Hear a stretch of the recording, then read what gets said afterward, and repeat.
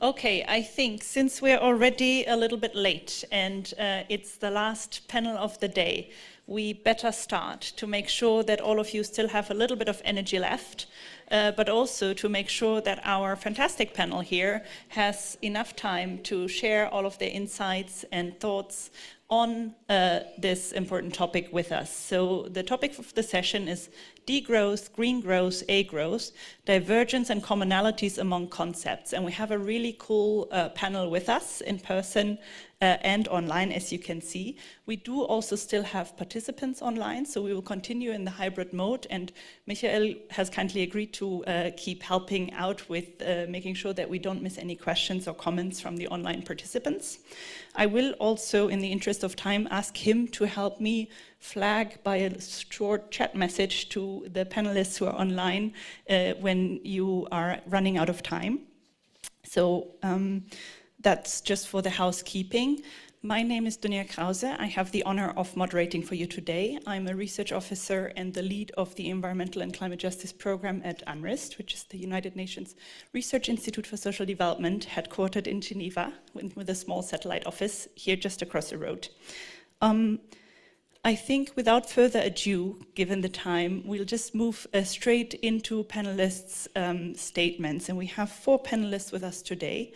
I suggest that we hear from all 4 of them and then open to Q&A in one go. So that will allow them also to reflect on others' inputs.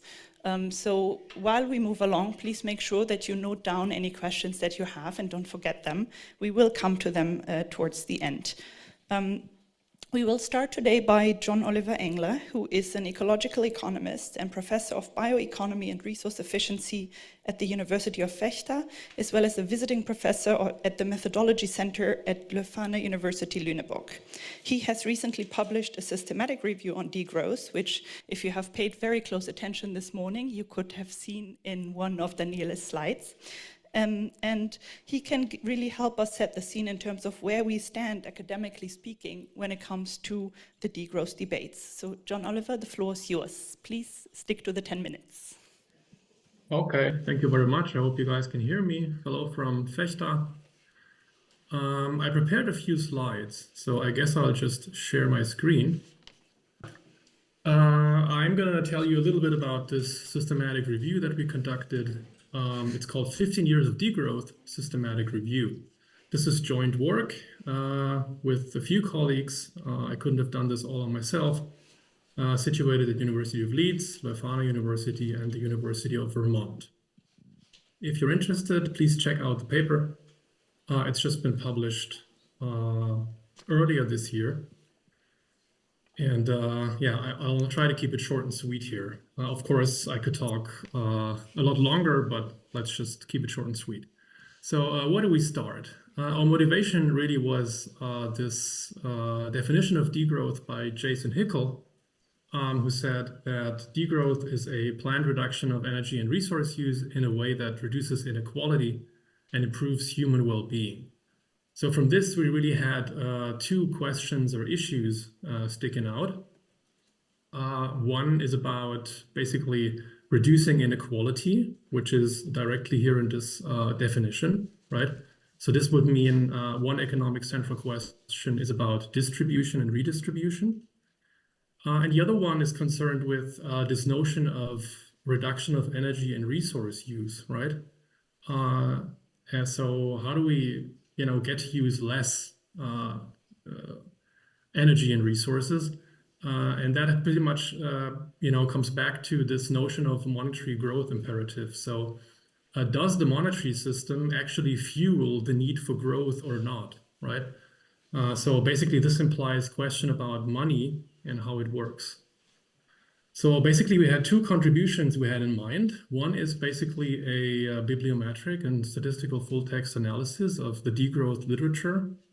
I'm going to tell you in a few minutes or a few moments what degrowth literature means in this context.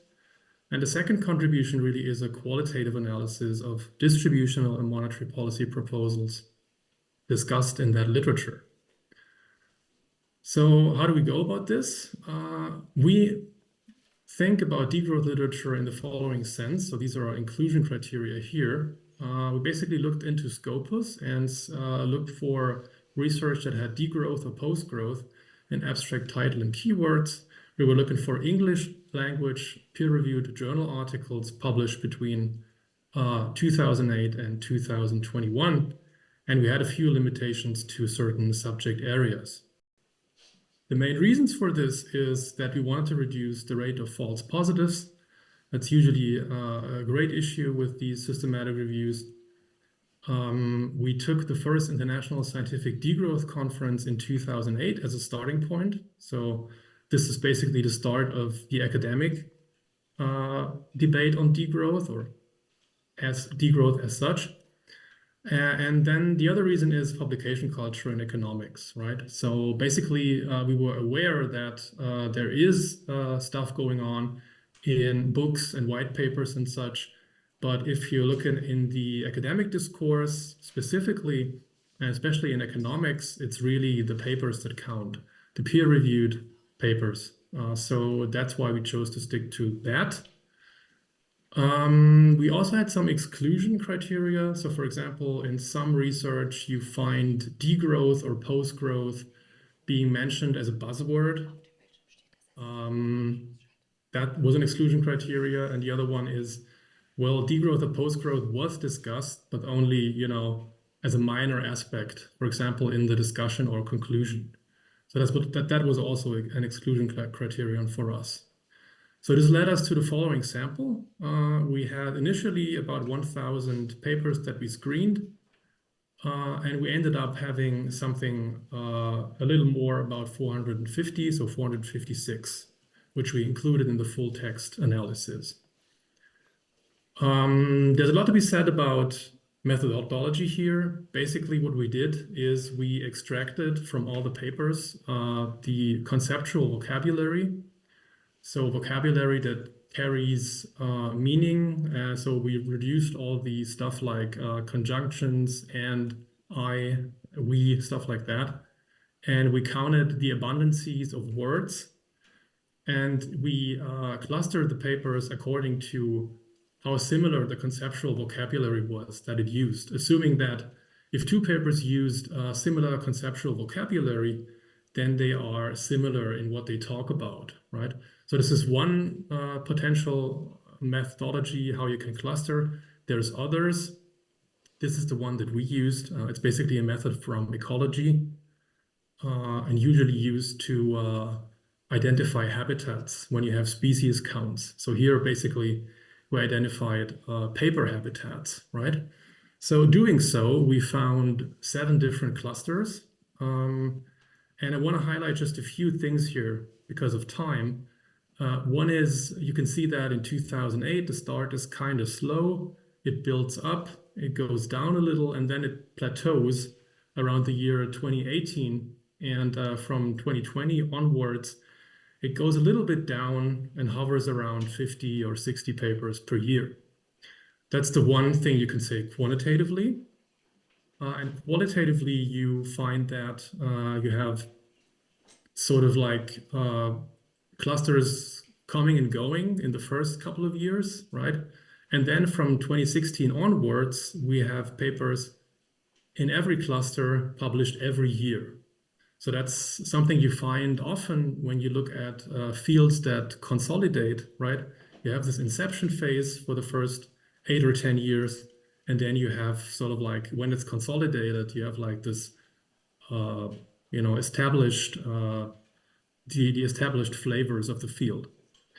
You could say a lot more here, but just one thing interesting is we had over time quantitative modeling sort of like went down in its share, and other fields went up. For example, we had the emergence of new fields or new flavors or clusters, such as the pink one here, which is on degrowth perception and communication. So those are papers that look into how the wording is perceived and how it should be communicated. That's a very interesting field. I think we should have more research on that. Coming to the qualitative analysis, really what you have to look for here is the left-hand side.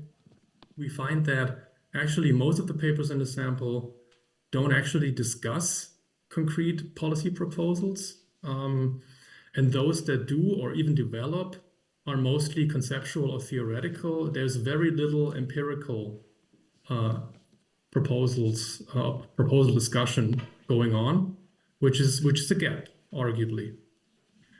Coming to money and distribution specifically, we found 16 monetary, 33 distributional policies, proposals, the large majority, again, conceptual.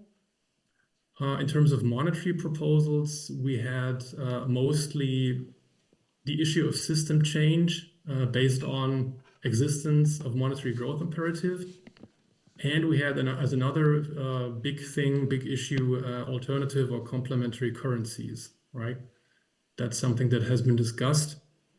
When it comes to distribution, we had more policies sort of like on the menu, for example, things such as a minimum guaranteed income, different forms of taxes, also things like maximum income or a planned reduction of working hours per worker. Those were the more frequent ones in terms of distribution. Generally, we can reconfirm what other reviews have said before. So there's generally, in terms of how much is published on degrowth, there is not so many concrete policy proposals, and that has been said before. Interesting is also that there's a largely uncritical adoption of the monetary growth imperative, which is highly controversial. If you look in broader economic terms, it's not really a settled thing. So that was kind of surprising. The distributional policy proposals were mostly in line with Kate Raworth, but it also very much focused on taxation of income from labor and capital, and not so much on, for example, economic rent. And also surprising, relatively few references have been made to Piketty's Capital, which is kind of surprising because it's actually very much down the alley of what degrowth proposes, in a sense. So to conclude, just a couple of points. As I said, the concrete policy proposals are often lacking within that literature that we analyzed. The MGI is largely uncritically adopted, so it's taken as a given rather than being discussed or, critically discussed. And I wanted to conclude with some suggestions for future research. I think we need more focus on policies and their constraints and feasibility in concrete settings, like make it more concrete so people can understand. We also need more focus on wealth and its distribution in a steady state or degrowth economy. So that's a big question that's hardly ever addressed. We need more empirical research. I think that's a big gap, really. Lots of theorizing, very little concrete stuff. And to conclude, we need more research on degrowth perception and communication. I think especially in non-Western contexts, because that's really another thing, and that's really my last point. It's really a very European research endeavor, degrowth. And that's all from my side. Thank you very much. Thank you very much, John Oliver, also for the excellent timekeeping. I think that was a really interesting presentation and gave us a really great initial overview. I think we might actually be able to contribute to closing some of the gaps that you have outlined just now with our next presentation, where we will hear from Arpita Bisht, who holds a PhD from Terry School of Advanced Studies and is currently a Beatriu the Pinós Fellow at the Institute for Environmental Science and Technology at the Autonomous University of Barcelona. She will also be using slides, so if you could pull those up already, that would be great. Arpita's research examines the conflicts, environmental and social injustices linked to the expansion of extractivism of sand resources and explores post-growth alternatives for mineral aggregate consumption and distribution in the Global South. She will give us an input on post-growth alternatives in this context, and the floor is yours, Arpita. Please also stick to the 10 minutes. Hi, thank you. I'm going to actually given all the things we've heard today, I'm going to reduce some things that I'm going to say and focus on certain other things to avoid repetition. And what I would like to do is focus on sort of these 4 questions that we were offered from the group to reflect on, which are around these debates between degrowth, is green growth a good, better option? Is degrowth the better one? Questions around alliances, questions around tensions and contradictions within perceptions and the way people perceive from the global south versus from the global north. So those are the kinds of things I'm going to try.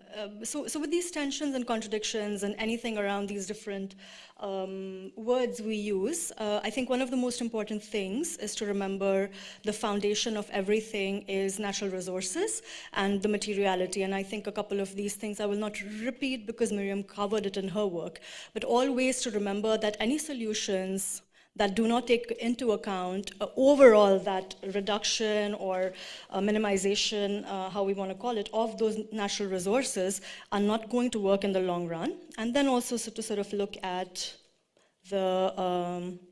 the distribution aspects. So these are sort of the broad things I'll cover, this reconciliation of positions as well, right? How do we reconcile, how do we come together, given that there are a lot of tensions around these concepts between the North and the South. So this focus on natural resources, and very quickly this kind of Mickey Mouse model, which is sort of this famous idea of neoliberal economics or environmental economics and the solutions they offer, which for me fall more in sustainable development, green growth. All of this kind of have these assumptions of there's society, there's the environment, and there's the economy. However, there is this political, ecological economic model which says that the economy is a small subset. It's embedded within the environment, within natural resources, but another really, really important thing, which is society. This means that the way the economy runs, we cannot forget it's embedded within social institutions, within hierarchies across different cultures, contexts, those hierarchies change, right? And it is embedded also within historical marginalizations, which the system wants to kind of continue. So these sort of are the things. And why are these resources important is because we've talked a little bit about this dematerialization, like, there's no, even if you move to a service space, the material is the material, it's necessary for all of us. So the first thing is everything is material, we can't forget that. And second thing is this problem of conflicts, which are always around natural resources in one way or the other, be that land, be that air, water, etc. And then we come to this kind of idea of extractivism. Again, I won't go into detail because we've covered it.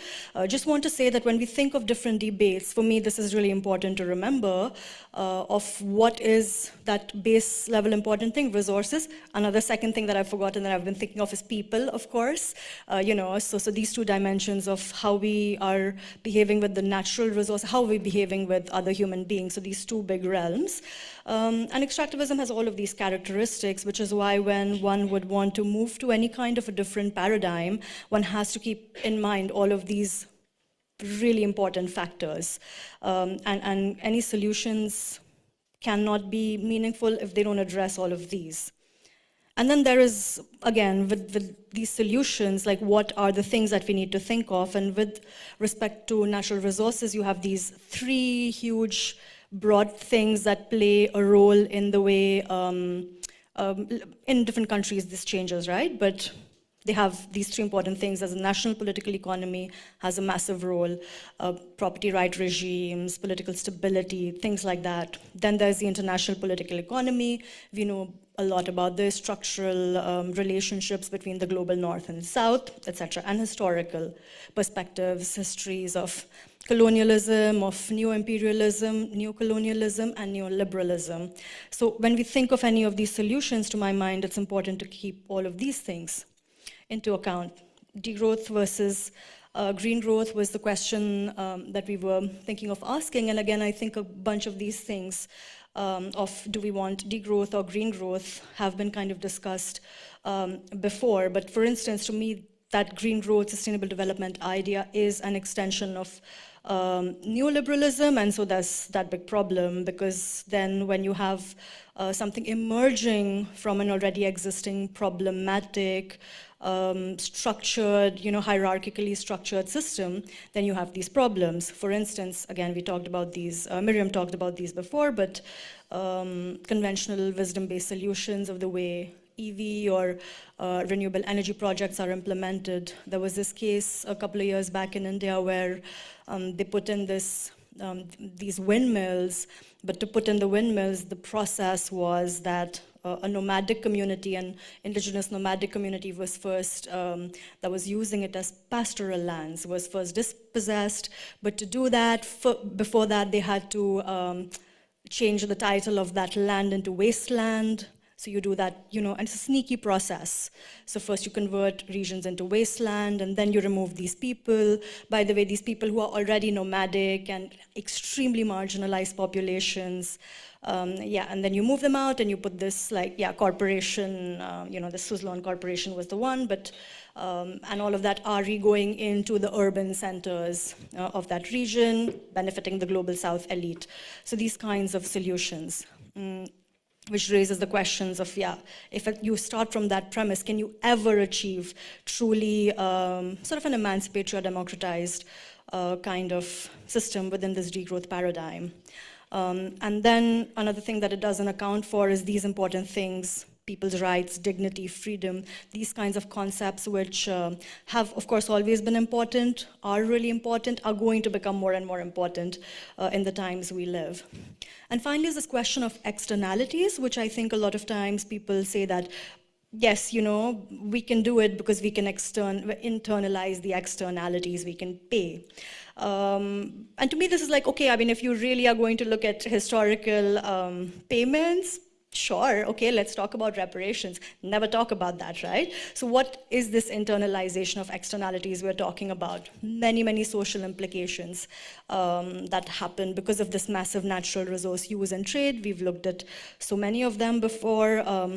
All these civil rights violations, how are they going to be accounted for? So in that context, I think green growth, to my mind, is not going to be a solution. And then we think of how can we reconcile some of these different positions, what are the differences, how do we do it? And I've been thinking about some of these important differences and how can we come together. Some of these are from perspectives of the global south to north, right? So what does the south complain about from the north? And I really, really believe this is one of the very important things. I think that a lot of scholars or activists or people in the south do not believe that the north is coming up with honest solutions. So I think there's this kind of need for us people that are not of the South, to really, really think of this very seriously, to come up with very honest, non-exploitative and non-supremacist kind of solutions, which translate as such to people of other regions. For instance, if we're coming up with these solutions, we've talked about this before, again in Miriam's session, she talked about it, but this idea of what is good and what is bad, how we define these things, I think that's really important for Northern scholarship to focus on. Southern knowledges, I think this is very important. How can people in the North, as well as trained in Western, Northern traditions, how can we start to break our minds out of these prisons of Western thinking, because we're all trapped in it and we don't even understand it. And I think, again, this comes back to sort of pedagogy, education, critically thinking, engaging, right? If we can't do that, we're never going to move to really a sustainable form of development. Okay. And this need for all of us scholarship, again, within the North, particularly to look at more feminist practices coming from that, listening, caring, cooperating, these kinds of things, which would also go back to this non-supremacist, non-exploitative solutions, and how can those be translated. Then I was thinking of this kind of global South, because this not, as if that side is non-problematic as well, right? And so what can we do as global South scholars? And some of the important things I think to reconcile is national elites. We've talked about this, national elites and national inequalities to resolve. Another big issue that I encounter, and I'm a part of myself, is we are all parts of Southern elites already. So when we move here to different regions, we carry within ourselves all of these perceptions, so that has to be tackled, and that's for people within academia, many of us here, right? How do we connect better to the ground realities? Because many of us that move here are not actually, have not actually suffered material deprivations. I've always had food, clothes, house, things like that. So how do we re-engage with our own people, our own communities, to move out of this, this specific feature that we're a part of? And this is really, really important, I think, to my mind. Critical engagement with national authoritarian, religious fundamentalists, populist right-wing tendencies within our own nation states, because this all eventually moves us further and further away from justice, rights, all of those things. And finally, an important thing on South-South cooperation, because again, we don't have that enough. Indians aren't talking to Indonesians and to Africans and Latin Americans. We need more of this cross-cultural collaboration, I think, as Southern scholarship between each other. Okay, I have 1 minute, right? Or 1 or 2? 30 seconds, okay. Well, anyway, on alliances, well, again, okay, maybe we can look at it a bit, but I think we are in very fertile grounds for alliances, actually, because we have and are going to have increased oppression, suppression, but we are in a moment where I think we have fertile grounds, so to try to not be hopeless about the situation of how we see our future. Just very briefly last, priorities in debate that I think are really important. Some of these repeat South-South cooperation between each other. I think there's a really, really, really important need to do knowledge transfer from South to North. And this comes back to that breaking this neoliberal mindset of lived realities. And I think there's a lot of knowledge which needs to be transferred to people in the North, be that social knowledge, cultural, so many things. Just a last point on delinking national dependencies, because I think unless we do this, we also never going to come to a solution, which means, yes, localizing, decentralizing, all these like nice, sweet words, but then how do we break the dependencies of the North and the South? And one of the important things is the South can survive without these dependencies and will thrive. The North cannot. We always have to remember this. So these are structural things that are really deeply embedded. So how do we overcome this? Well, anyway, okay, that's sort of some comments. Thank you. Thank you so much. Thank you. I think those were excellent reflections and really kind of also broaden our perspective. I particularly like the point on also the self-awareness of the elites. So I think we'll come back to some of those points for sure in the discussion. But first we will move to Chukwumerije Okereke, who is a professor of global climate and environmental governance and the director of the Center for Climate and Development at Ekwueme Federal University in Ndufu in Nigeria. Chuk's work is devoted to understanding the mix of policies, strategies, and institutional arrangements that can help to address climate change and natural resource degradation in Africa in the context of sustainable development and also of Africa's structural economic transformation. He has published quite widely, as I'm sure most of you are aware, on climate justice and international political economy, and can offer us a critical perspective on degrowth based on his recent paper on degrowth, green growth, and climate justice for Africa. Chuks, with that, the floor is yours. Thank you. We'll just speak to the paper, the recent paper that you referred to in your introduction, because in my view, the questions that I was trying to grapple with in that paper speaks very much to the big framing questions that you set for us for this panel, which includes green growth, but also how they link to the issue of equity and justice. Now, the point I made in that paper is that whilst there are many similarities between degrowth and green growth, and whilst both of them in significant ways can reinforce the issue of justice, especially climate justice, that on the balance, I feel more comfortable that using green growth as a basis for the pursuit of climate justice in Africa will be better than doing so on the basis of degrowth. That's my central thesis. Now, I went on to lay out those similarities between degrowth and green growth. Both of them are in favor of reduction of the use of non-renewable energy, such as fossil fuel. Both of them are in favor of ecological conservation. Both of them, in a sense, are a reaction to the need for new global economic structure and social movement to promote ecological conservation. Both actually favor local regeneration, and both are in favor of well-being, or a definition of well-being that goes beyond material accumulation.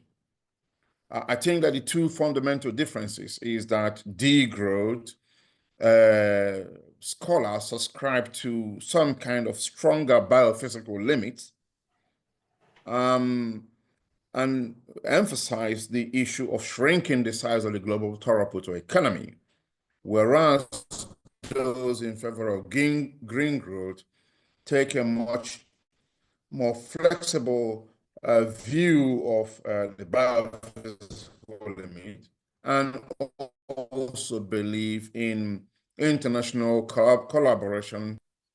Now, when you look at the issue of climate justice, which is my main area, I feel that despite my love, in a sense,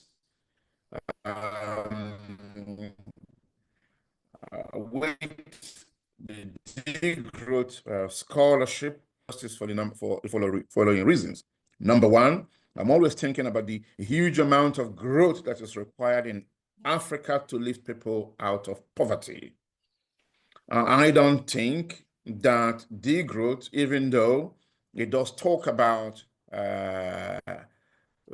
global justice, I don't think that we sufficiently, or that they sufficiently pay attention to the massive amount of growth that is required to lift millions out of poverty.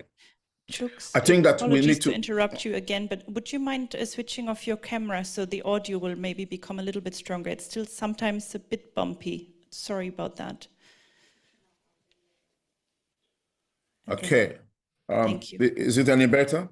Yes. I'm sorry about that. I'm doing my best from Nigeria, which is one of the reasons why I argue that some growth is necessary, because you need growth to be able to provide strong internet. You need growth to be able to do good universities like you guys have. You need growth to be able to do big hospitals that will cure cancers. You need growth to be able to invest in massive research infrastructure that will solve problems. You need growth for big innovations. You need growth to be able to have electric vehicles. You need growth to be able to do so many things. And I have shared my time between the West and Nigeria, and I know that it is poverty also kills. Poverty is destructive. Poverty causes women to spend hours and hours cooking with indoor air pollution that is equivalent to smoking like 7 sticks of cigarette every day. Poverty kills in millions in Africa.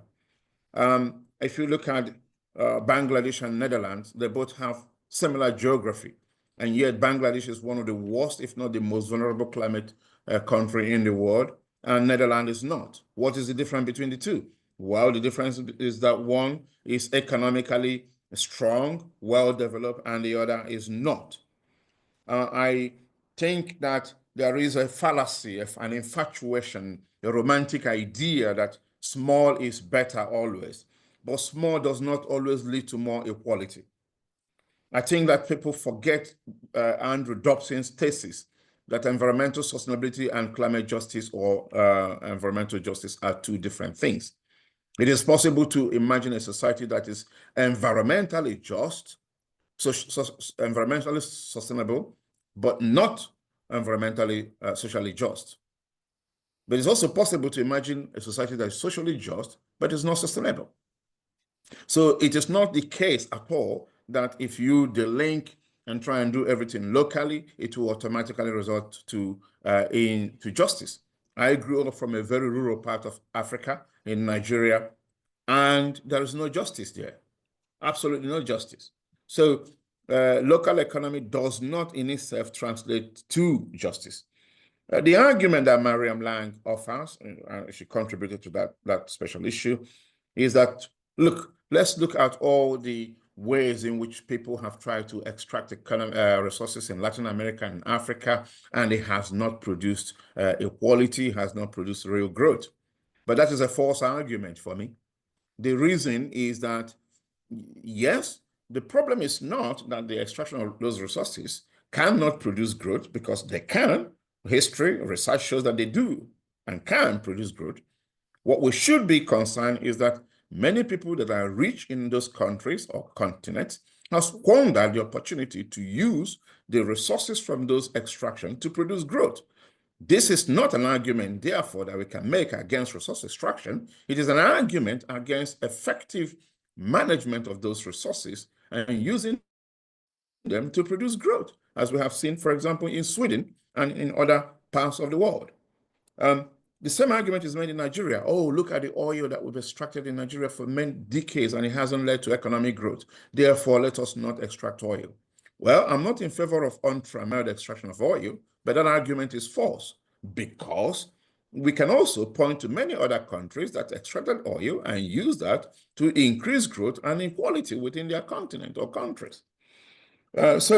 And I'm not surprised, therefore, that in a recent survey, many scholars in the South rejected the idea of degrowth, because they also argue that there's a difference between frugality by choice and frugality as a mandate. If people decide to be frugal as a choice, that links to the freedom which degrowth and green growth scholars talk about. But if you mandate it on people, then that is another form of colonialism. And as has been said, degrowth scholars lack a specification of how to maintain increased well-being while degrowth is happening. They also emphasize and underappreciate the fact that in the era of globalization, if you remove it, say, well, Africa should deal with it, let's all go local. So how are we going to achieve the level of trade and relationship that is required to ensure those transfers of technology and transfer of resources and skills that will enable Africa to grow? And also, when we pursue degrowth at a global level, it is clearly the case that rich countries are going to turn inwards, as was the case during the COVID and more recently the gas scandal, when Europe came and told Africa that gas is not to be used as a bridge fuel. And suddenly when Russia invaded Ukraine, they rushed to Africa and Nigeria, begging caps in hand for more gas. This level of hypocrisy suggests that, as someone has just said, degrowth can be an elitist European romanticized idea. When the push comes to shove and Russia is invading Ukraine, suddenly gas becomes attractive. So I think that for these reasons, a stronger emphasis on green growth with modernization, innovation, international cooperation, and allowing for reparation and redistribution of resources between the North and the South provides a better basis for the pursuit of climate justice. Plus, also, it is more acceptable in terms of nomenclature and policy imbibement from key international institutions. So rather than go into this degrowth, which actually turns people off, I think that green growth, but strong green growth. The problem is that when degrowth scholars talk about green growth, they always choose the light green growth, which is a facet to the same business as usual. They forget that there are some strong versions of green growth that comes very close to degrowth, but allows for this kind of normative and intellectual changes that I've talked about to enhance justice. So I'll leave it at there, but I think that the issue of growth and justice are two different things. You can have degrowth without justice, and you can have degrowth with justice. So both needs to be interrogated individually and how they fit together. And we cannot assume that just degrowth will lead to justice. Thank you. Thank you so much. That's some strong statements, and I think also, to be honest, for me, the first pro-green growth speech that I've heard here today, so you might get quite a lot of questions and comments, I imagine, but I appreciate really your points, and I think it'll help us also in the discussions to kind of come to this question of divergence, but also commonalities among the different concepts we're talking about. Let's move now, without further ado, to the last speaker of our session, Steffen Lange, who holds a PhD from the University of Hamburg and is a senior researcher and course coordinator of the Master Plural Economics at the University of Siegen. He investigates the characteristics of socially and environmentally sustainable economies and how we can organize the transitions from the existing old to new sustainable economies. His research focuses, among others, on green growth, degrowth, and growth independence, primarily in the global north and especially Western Europe. And he will share with us now some of his insights into the macroeconomics, I guess, without growth. The floor is yours. Thank you. And thanks for the invitation. And I think I have a special challenge to master now, because I'm the last speaker of the last panel, right? And only here digitally, so this is a challenge which I hope to master. And how I do that is I don't have a presentation. I want to bring 6 hypotheses with me, and maybe I can do them all. Maybe in the end I have to cut a little bit. So my first hypothesis, and I just came up with that because I want to bring some light on the central question of green growth, A-growth, degrowth.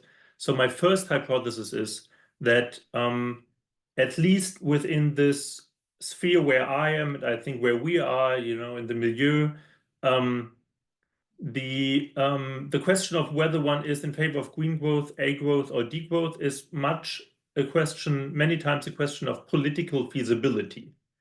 And I shall say, compared to my former speaker, I focus on European countries, on Western European countries, on Germany. So this is where I think this hypothesis holds. Why is that? Well, let's distinguish the 3, and I give very short definitions. So how I understand green growth, it's basically keeping everything as it is at the moment, but making it green somehow. Degrowth, on the other hand, is a much more fundamental change of production and consumption, and I would say of society overall. And A-growth is somewhere in the middle. Basically, it's agnostic about growth. So it says, well, however we can achieve environmental and social aims, we don't care whether the economy grows as long as we achieve those aims. And in my experience, a lot of people are actually in favor of fundamental changes, but would say, well, within the overall societal situation, let's think about Donald Trump. I mean, that's USA, but let's think about Donald Trump just having won the election.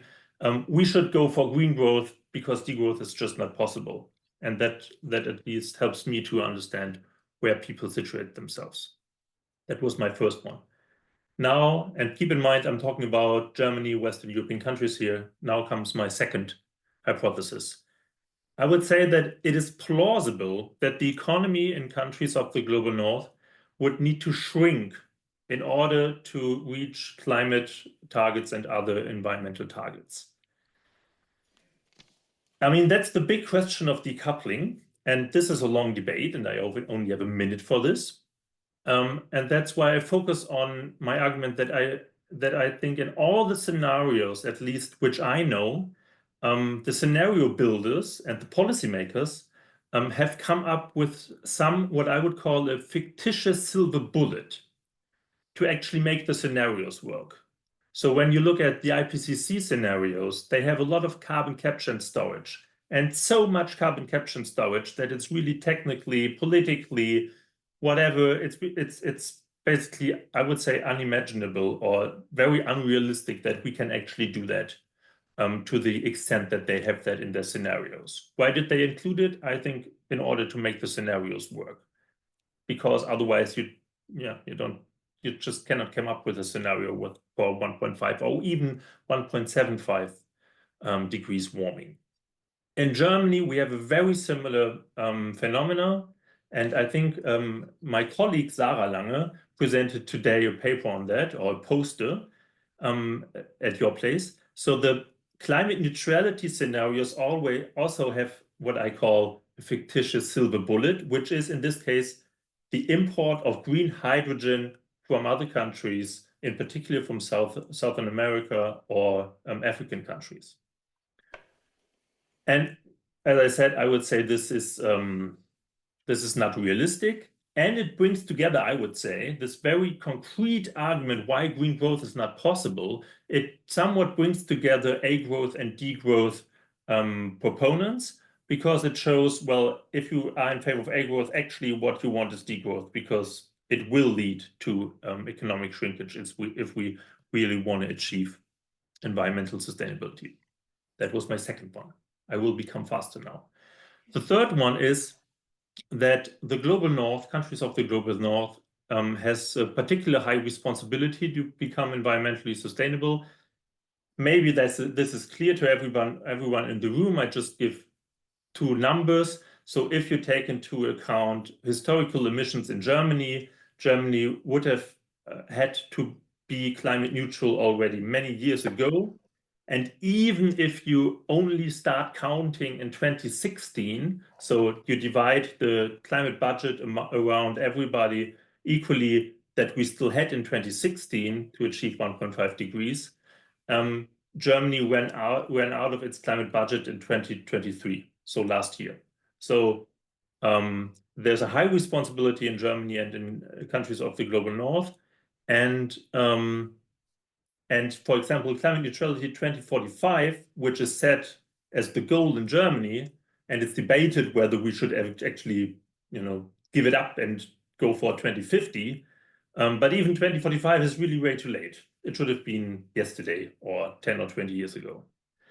That was my third one. The fourth one is that post-growth can be stable. And again, this is a very long story. There's a lot of research on it, how economies in Western Europe could become growth independent or could work without growth. I myself did my dissertation on this from the perspective of theories. And again, long story, but the conclusion is basically, yes, it can work, but we need some fundamental changes to our economic institutions.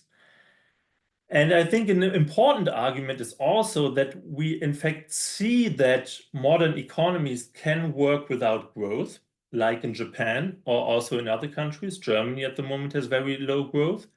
Well, they can work somewhat, right? So there are a lot of problems with that, for example, employment, but they don't go into this downward spiral. And maybe that's an academic debate, but this downward spiral is often an argument that without growth, we go into a shrinkage that we cannot stop anymore.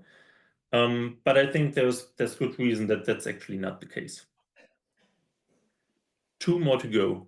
My fifth hypothesis is, building on this, that we need to tackle growth dependencies. And actually, a colleague of mine is going to present tomorrow a paper on defining growth dependency and independence. So what does that mean? Well, there are socioeconomic systems that depend on economic growth, as I just mentioned. So for example, employment, social security systems, they depend on economic growth in order to function properly. And we need to deal with that somehow due to two reasons. The first is, well, otherwise we have dramatic social consequences, and that's bad in itself. But the second one is, I think, as important. That is, if we don't tackle these problems, we will not have the policies that we need in the first place. So if we say the kind of transformation that we need to achieve climate neutrality, but also social goals, would go hand in hand with an economic shrinkage, and this economic shrinkage leads to a lot of problems, then it will not be implemented in the first place. And by the way, so I try to connect that to the question of the panel at the moment. I think degrowth proponents actually give answers to that, because degrowth proponents, for example, argue for a bit better financing of provisioning systems and a job guarantee. And this is exactly an answer for policies that would be important in such a transition towards a smaller economy. My last point, very shortly, is that this is all interesting and I would say academic debate. But at the moment, I would say that in Germany and the EU, the most pressing question is really the question of political economy. And that's on two levels, because I think the concepts are out there. So the first level is, in general, what are the social and political coalitions that could push for policies towards post-growth or degrowth or sufficiency policies? And that's, I think, a challenging thing to tackle, because when you look at the policies that actually work, so just to give one example, the Inflation Reduction Act in the US, not perfect, but anyway, it worked because a progressive political party together with industrial interests pushed for it.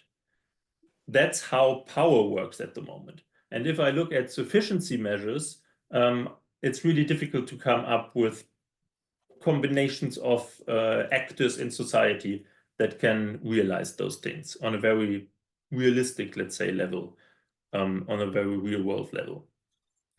And now I make it, just give me a couple of seconds, now I make it even bigger, and I ask myself, well, when we look at the right-wing parties that we see at the moment in Europe and in the US, how can we actually push for such measures? And is it actually very reasonable to do so, because maybe the coalitions are at the moment not out there? And maybe I give that as an open question into the debate, also in light of what just happened in the US today. Thank you.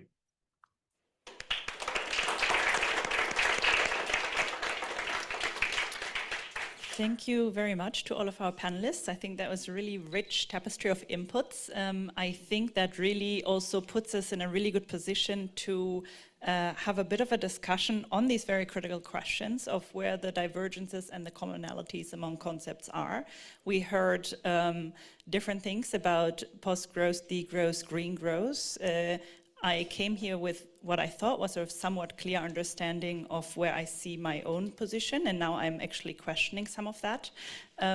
So I want to open the floor to give people a chance to ask their own questions and comments, and just to give panelists a head up, I will also ask you towards the end for like a bit of a reflection on the priorities going forward in coming towards some sort of more common understanding, so you can already at the back of your minds maybe start reflecting a little bit.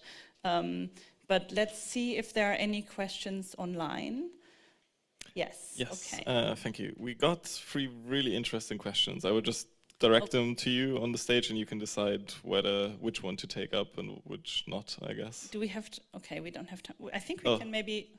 We don't have any urgent hands up in the room right now, so I would say we just start one round of the online questions, and then we'll get them answered, and then see if we should have time for one or two in the room as well. Perfect. Okay, there was one question directed to Arpita from Emilio Guzman, asking he would like to know how decolonial class and race and inequality conscious engagement between Global South elite and Global South communities, both at home and amongst other countries, would look like, because he's always struggling doing that. Okay, sorry, I said it again. So basically, the question was how like decolonial class and race conscious engagement between global South elite and the global South communities at home, but both in other countries, could look like, because he's always struggling being self part of that elite, like how to communicate then with fellow Colombians. He's from Colombia, and how that could look like, basically. I think that's really difficult, and I often find that you can have more in commonality with like global north people than sometimes you will find these alliances. But yeah, I mean, I think if it's one's own self, I think the thing is to actually go to spaces, let's say, like, I mean, if we're thinking of space of resistance, then to do that. Or if we're thinking of, for instance, like Shuk's was talking about this poverty and all of this too, right? Like to really engage with those questions also more seriously by being, living, lived experiences, which we have the privilege of actually doing. I think that's one way, that's for us.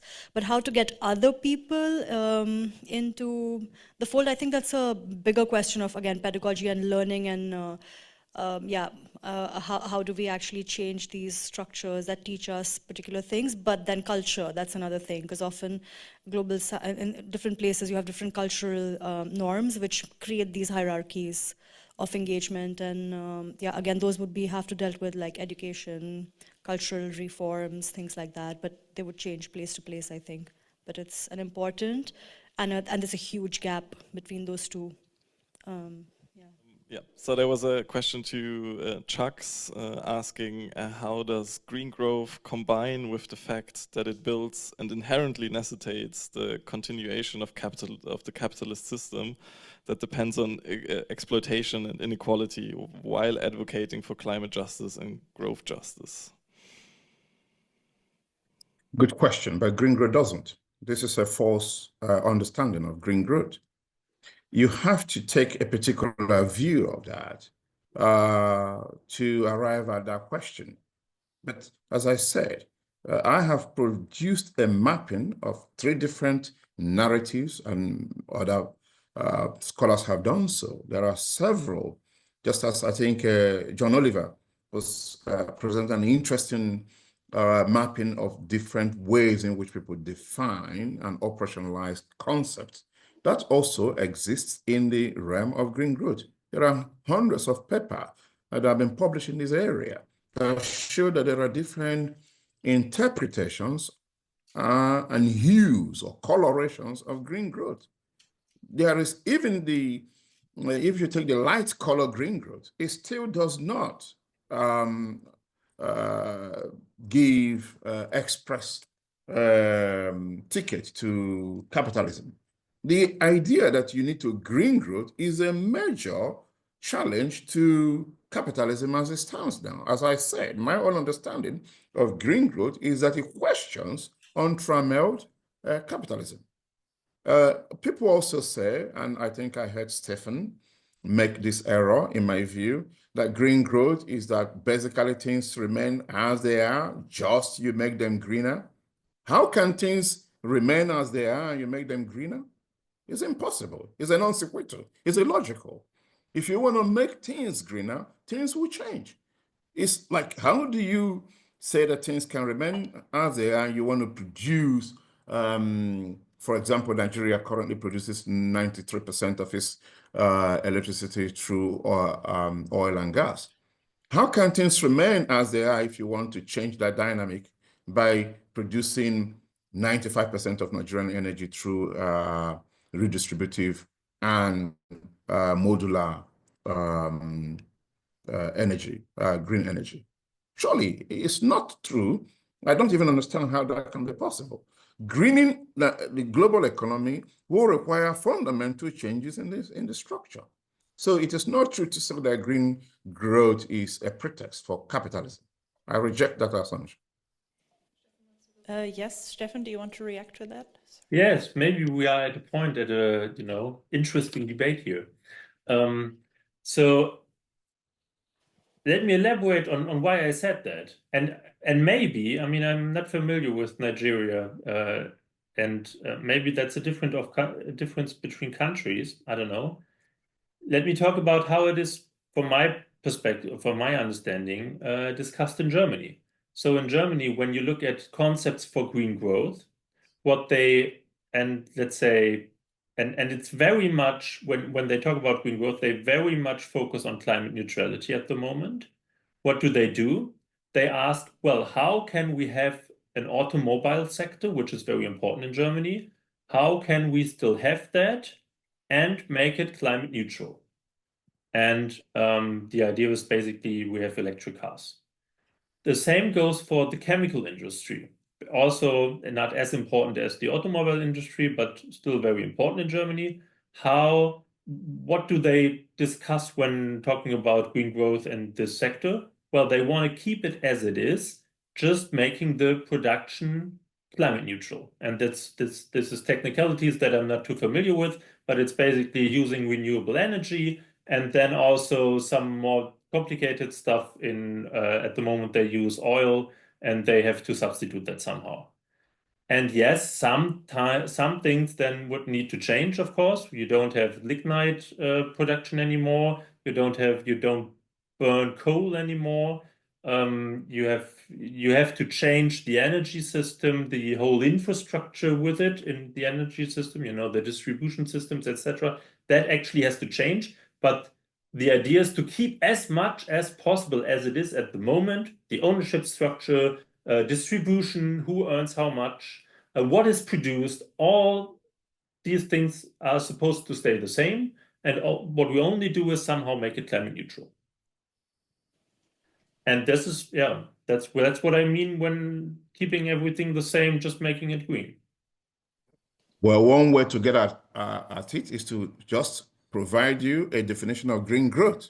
Is an inclusive green economy is one that improves human well-being and builds social equity while reducing environmental risks and scarcities. Does that help? Yeah, it makes sense to me. I think there are many different definitions of green growth, and I'm basically referring to what I would say is a very bad definition, but it's very dominant in the debate that I experience. And I'm not arguing against green growth in Nigeria at all. This is, I think it's an important point to make. I think we have Arpita who would like to add her reflections, and then we go back to the third question and one in the audience. Yeah, I just want to re-emphasize that I think degrowth as a concept is largely for the North and not for the South. So when we look at a lot of these things, when we look at degrowth, it is a set of policy proposals that's targeted to the global North, to across the world, and it doesn't. And when we look more at the global South, we look at different kinds of combinations. So within which you would have steady state economics.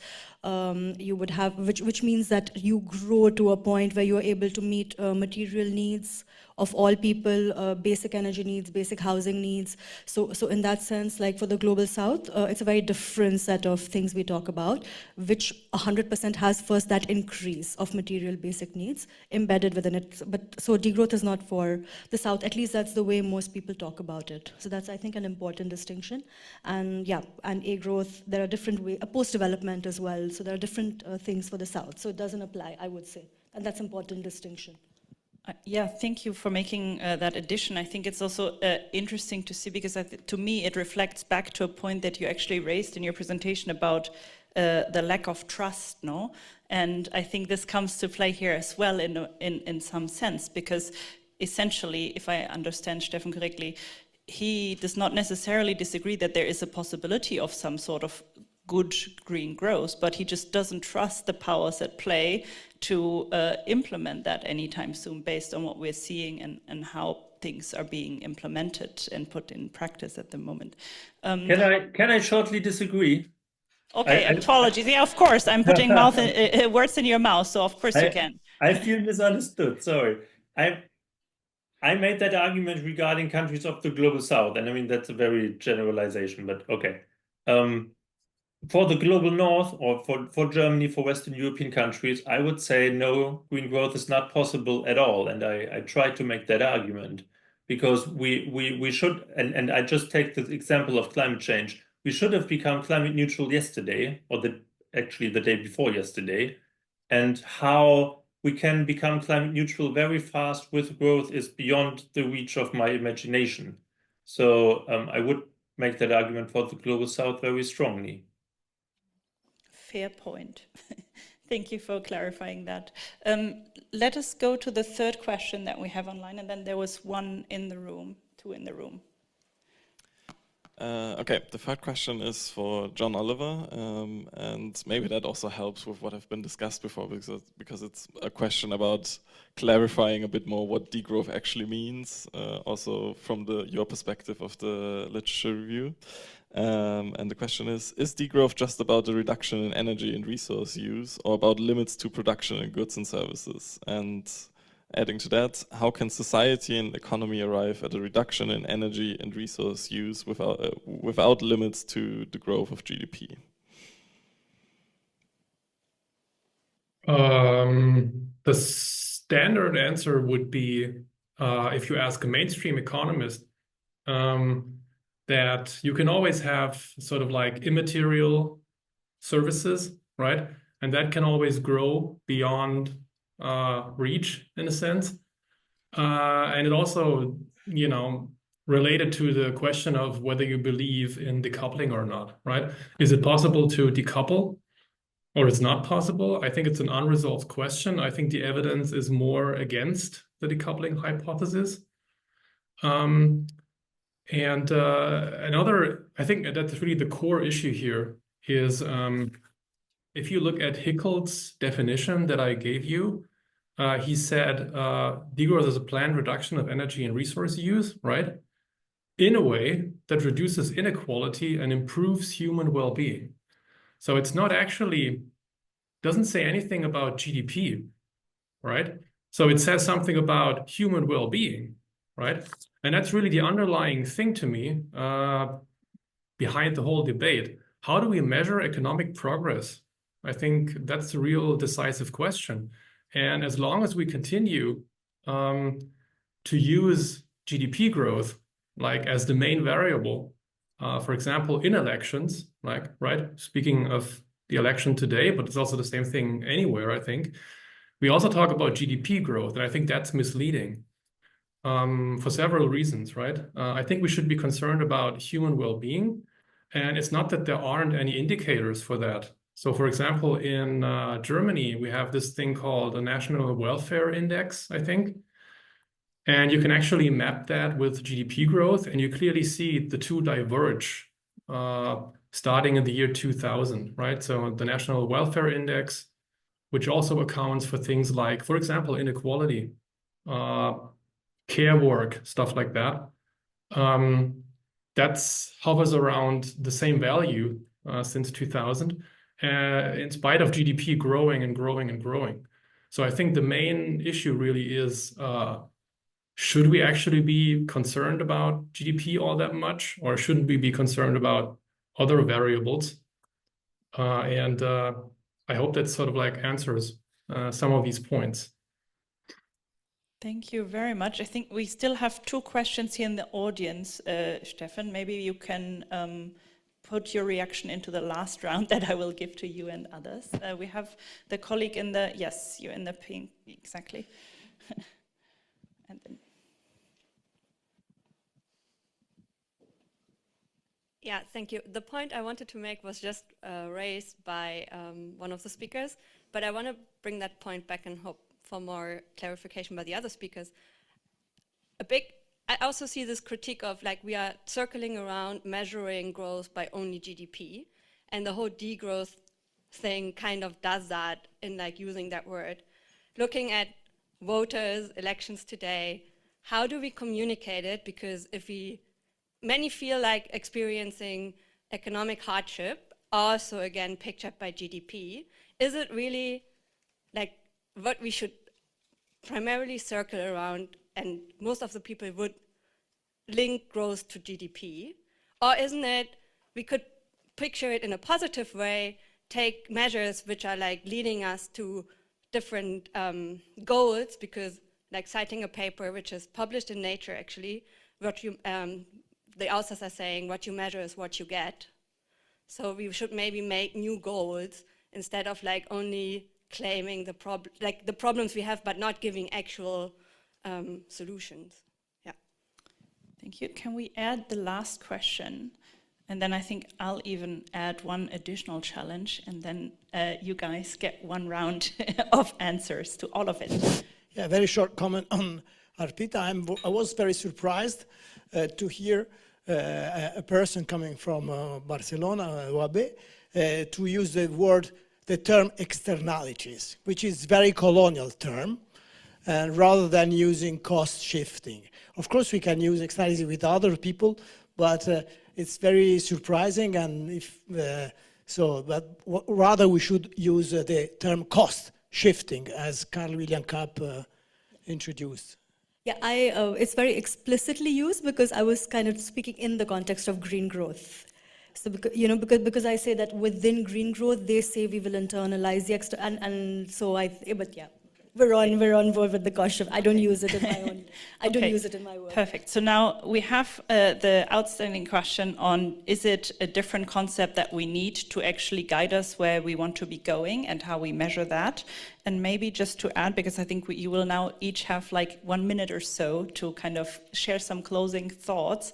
Can you add your own reflection to what you heard here today, and where that puts you in terms of converging points? Like, what is like maybe the key takeaway? Do you see a type of convergence, or do you see only red lines you don't want to cross when you talk about degrowth or green growth? I feel like there are quite some commonalities, so I'm just intrigued to hear whether you share that sentiment. Let us start maybe with Steffen.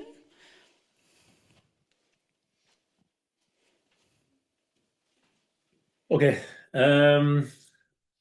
Okay, then I made 2 points. The first is, and maybe I rephrased it not exactly as you did, but is degrowth a good concept?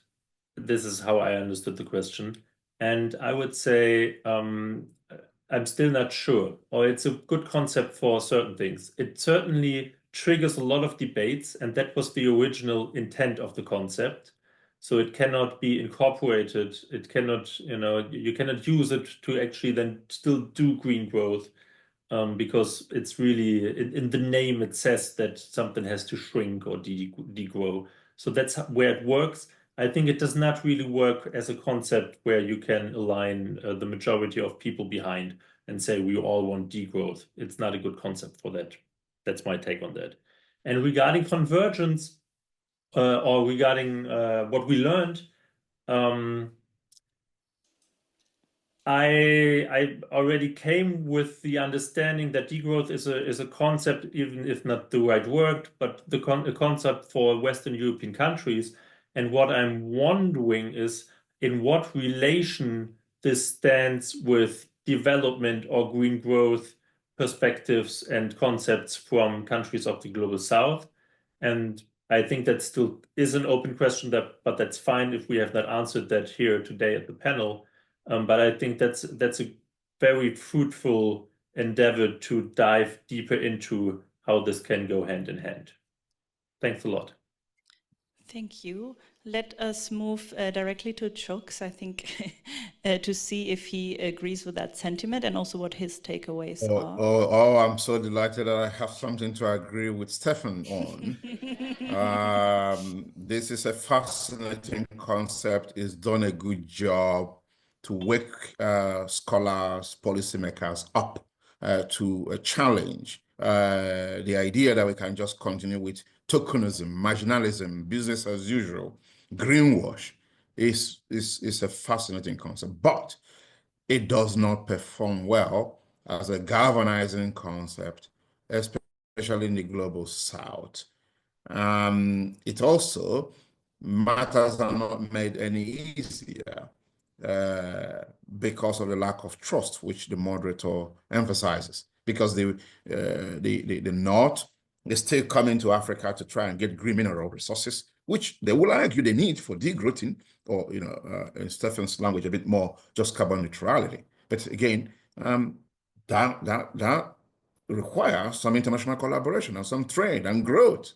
And by the way, the last point I want to make is that I subscribe to the notion of looking for alternatives to GDP. But actually, when you look at most of the constructs, they map quite closely to GDP. Okay, thank you very much. John Oliver, the floor is yours for the same questions. Yeah, I think these are really somewhat million-dollar questions. I would agree with Steffen that degrowth and green growth and you name it are all good in a sense that they trigger debates. So that's something positive. I think particular with degrowth, I would argue with the literature on degrowth perception that I was mentioned earlier. It's not really a good name, right? Because somehow it's not perceived well. Like that's all the psychological research I've seen suggests that it's not a concept that's well received for different reasons. So I think another name would be good, right? And I think no matter how you look at it or what concept you use, I think the overarching goals are really all similar, right? We wanna transform the system that we have or the systems that we have into something sustainable or at least more sustainable. So I think we would be better off instead of siloing each other. We should just be thinking about what are the underlying goals, right? And for example, Bob Costanza, rather famous ecological economist, he's recently published a book that's called The Growth Addiction, right? So he makes this analogy that we're really addicted to growth. And if you look at substance abuse and addiction to substances, one technique that you use is something that's called motivational interviewing, right? So you don't really tell the addict, oh, you shouldn't be doing this is not good, and stuff like that. So you ask the addict, what are your life goals and how do you achieve those, right? So you make him reflect on what you actually want. And I think this kind of goes back to my point on, how do we measure economic success? I think most people they wouldn't say they want growth and ever more stuff. I think most people, they would say they want economic security, they want to be loved, things like that, right? And that's not really something that you measure with GDP or stuff like that. So I think we really need to think about underlying goals, and I think we're all on the same page ultimately. Thank you very much for that. Finally, Arpita, one key reflection. Yeah, I would agree with what everyone else said about the terminology and how it comes across. But even more on these underlying factors things, because sometimes I wonder, again, I don't have an answer, but one of the things is if degrowth, like whatever that set of policy principles is, if it was replaced with another word, would that still, I think to powers that be or like corporations, it would still be demonized, but here the problem is reverse. It's being kind of not perceived well from people we want to ally with. So yeah, that's something to think about. And that question that you raise, I think it's really important because we need to do something different, clearly, and there's this whole thing of like, we think that we are on the right direction and we have a great momentum, but I guess we don't, like globally across the world. So I absolutely think there is really a need to like self-reflect within our own societies ourselves, and we need to make some changes in the way we, I guess, express ourselves as a community, the left, or whatever we want to say, and how we present our ideas. That's all I would say. I mean, it is a moment of reflection, and I think, that's something that comes out of this day as well. Yes, thank you so much. I think this really gives us a very rich picture and a landscape. I think it does show that even if we don't agree on all elements, we agree on a lot of the underlying objectives that we need to go for. So I think it also gives a lot of ideas for future research, for trust building, also maybe even among ourselves.